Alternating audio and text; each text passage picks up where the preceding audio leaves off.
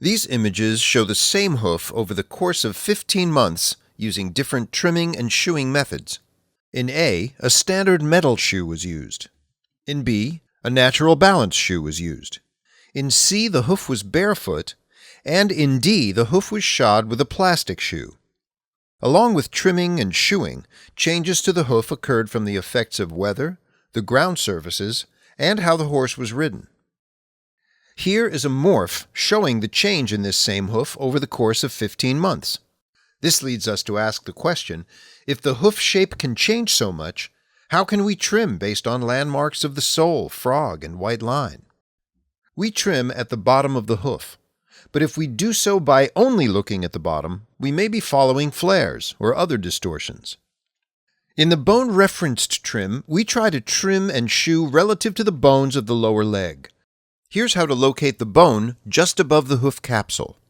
At the coronary band, you can palpate and feel the coronary gaps, which are related to the bony column. This is the closest place to the trim where the bone can be located. These points are absolutely the most distal bone reference you can hope to find without radiography, which explains our interest in them. Imagine drilling vertically down from the coronary gaps. This orthogonal projection marks 2 points on the sole. These 2 points can be used to guide your trimming and shoe placement. We talked about locating what we call the coronary gaps, but what are they? They are soft spots caused by underlying anatomy and are associated with the position of the P2 bone. They are also the closest bone-related reference points to where we will place the shoe. What anatomical features do the coronary gaps relate to? Let's take a look. On a cadaver leg, we palpated and marked the coronary gaps. We then dissected to see what these locations correspond to. They seem to be near the edge of the extensor tendon and in front of the termination of the lateral cartilage. Further, in this image we see that when the coffin joint is flexed, there are bony eminences near the distal end of P2 that protrude forward. As the joint flexes, these bony eminences push toward the coronary band. There must be some anatomical space for these to move into, and these are the soft regions that can be palpated and that we call the coronary gaps.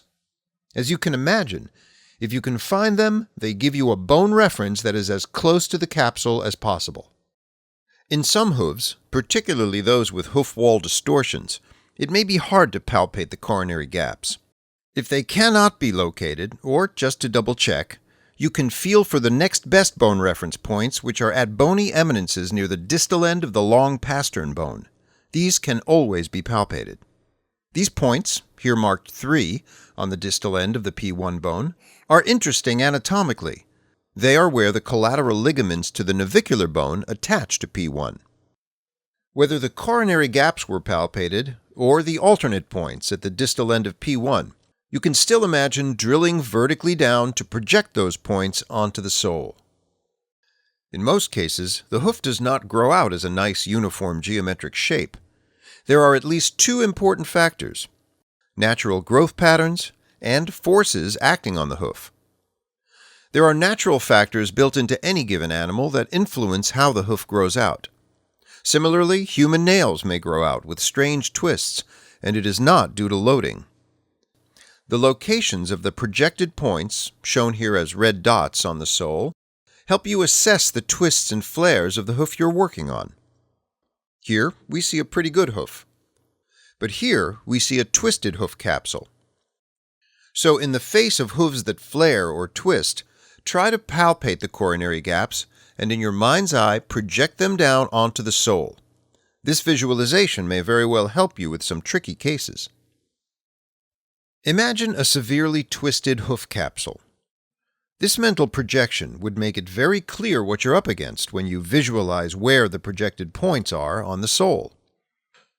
Even if you can't fix the hoof with your trim and shoe placement, at least you have a means to assess the situation and track it from one shoeing to another. If you don't visualize the bone column on the sole, you might trim and place a shoe like this. But if you visualize the bone mapping on the sole, like this, then it becomes clear that the hoof capsule is somewhat twisted relative to the bone, And with these points visualized, you might place the shoe more like this. You would try to orient the shoe a bit differently, and you might try to rebuild a little bit of the missing hoof and trim the opposite flare. Again, here we've placed the shoe to the distortion, whereas here we've tried to shoe to the bony column. See the difference? You can't make changes all at once, but over time you can help the foot. In summary, the bone reference trim is a method of palpation based on anatomy, in contrast to methods based on looking at the sole and/or shape of the hoof walls. There are many suggested reference points and external cues, for example, Duckett's dot, the widest part of the foot, 2/3, 1/3, etc. These have merits, but at the same time, any of these can be shown to have limits to their accuracy. While they may be useful on average, they are not necessarily reliable on a particular horse. Only by palpating the bones for an individual horse can you avoid a reliance on hoof capsule landmarks which are subject to distortion. Perhaps the most challenging part of the bone reference trim is making an accurate projection of the coronary gaps onto the sole. This is something that may take practice, but ultimately is worth the effort. Naturally, it's not possible to teach trimming in a 7-minute video. This overview is just meant as an introduction. That being said, try finding the bony column next time you trim. It can be a useful tool in assessing the state of the hoof and deciding how to trim and shoe.